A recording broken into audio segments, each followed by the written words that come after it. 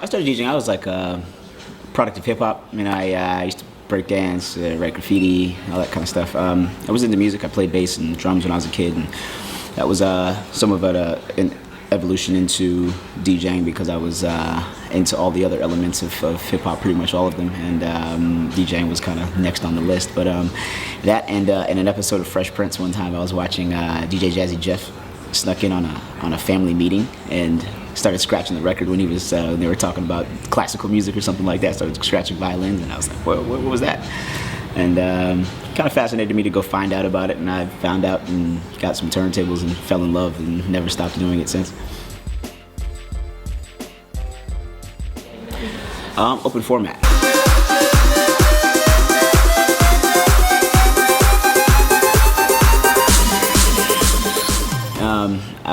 I was influenced by like Mark Ronson and DJ AM and even Kid Capri. At a period of time was playing rock and roll in his mixes and everything from Led Zeppelin to Jay-Z and reggae and soul classics and all that kind of stuff. Those were some of my first records when I was DJing. I was playing a lot of older music because that's where I got my records from. Was from my parents that had Stevie Wonder and all this kind of stuff. So I had this open format style, which is playing everything all in one night.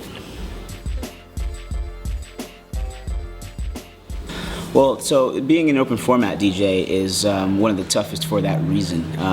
You're forced to know every genre of music possible, and then your success is based on your versatility in places that you can play. So, if I can play a nightclub that's filled with 2,000 people and it has to be high energy versus this very differently a fashion show, or curate music for a fashion show, or do the closing for it at a fashion event, after party, or a movie premiere. There's obviously very different music choices that you make for those, and my job is to be able to do all of them. I spend a lot of time digging through music and organizing music and trying to find stuff off the beaten path, and scouring blogs for remixes and versions, or making my own edits and stuff so my things don't sound like everybody else. Or that's the 24-hour job process of it that nobody else sees other than me standing there physically controlling it and controlling the crowd. Well, I have a good mentor. Me and Rev Run from Run DMC linked up maybe 3 years ago now through our management, DGI management out of New York City. Damon DeGraff and Yoni Goldberg, who were managing him, maybe starting to do some DJing events and things, because he started as a DJ, but a lot of people don't know that. And I never really wanted to work with a DJ with an artist, or behind an artist, or do that type of thing until Rev and I linked up in Vegas at the Palms one time to do a show. And I was so gung-ho to do it because I was like, that's Rev Run from Run DMC. That's not just some artist that I'm working with. So we got to it, did a show once, and it worked really well. And then we did it again, and it worked even better. And 3 years later, we're this side-by-side DJ, the Rev Run Ruckus show that we do we have like 3 or 4 different residencies in the States. We've played China and Mallorca and Ibiza and London and wherever, and really made a special thing out of it. We had a whole lot of superstars on this stage here tonight, but I want y'all to know one thing: this is my house, and when I say whose house, y'all know what time it is. Whose house? It feels good behind the turntables. Yeah, there's a trust between the two of us that we built, and it took a while, and and now it's there. Yeah, that's true. There's a trust for sure. He teaches me about where it came from, and I teach him about where it's going. And, new stuff. And that's where the fusion happened.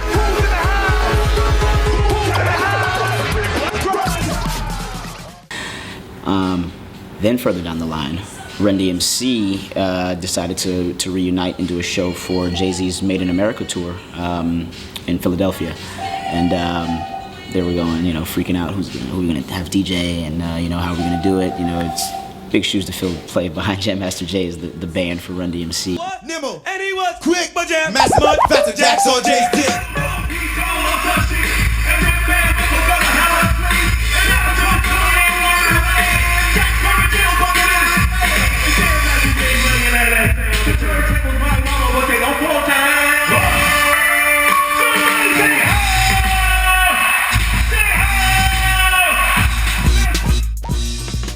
Rev gave me the opportunity to come to DJ for Run DMC, and it's actually why we're here in Atlanta this weekend. We're doing the Atlanta Braves Stadium after the game.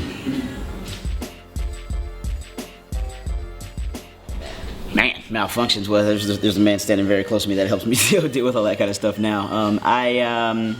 Malfunctions are part of the game. You know, you're basically you practice not only the music, but and you're setting up, and your you know how your needles stay clean, or your equipment is up to date, and all that kind of stuff. That's the maintenance of your systeming and all that is a very big piece of the puzzle.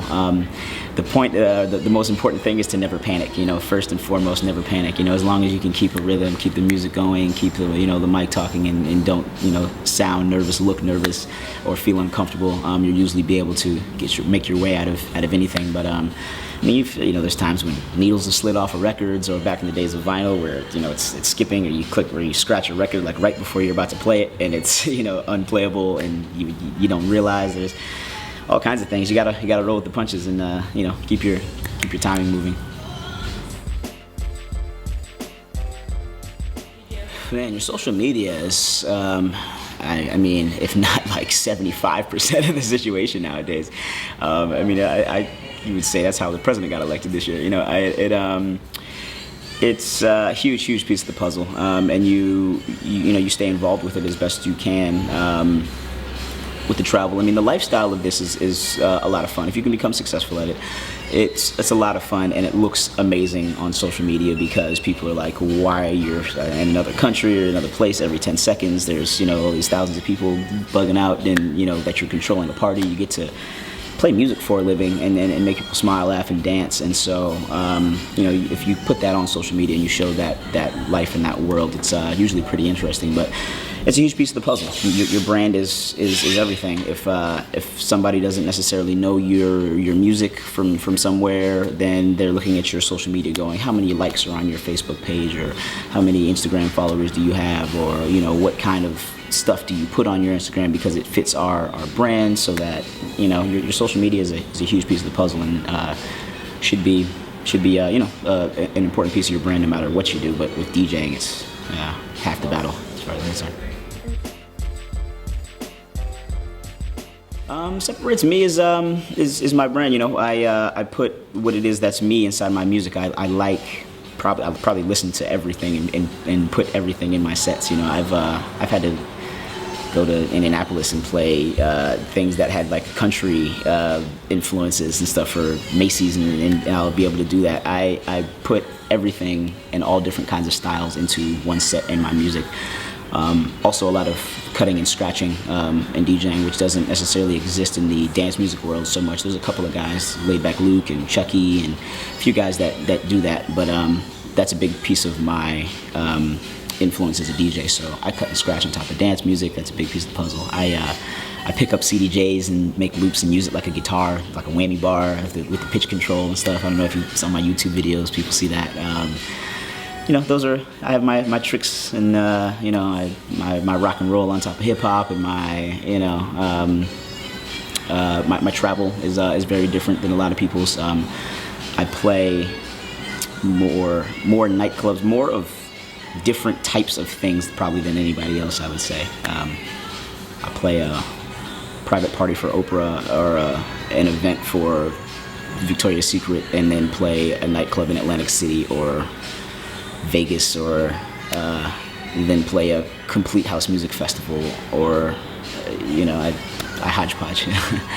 And that's what separates me from the boys. What's up? My name is DJ Ruckus, and this is my life as a DJ.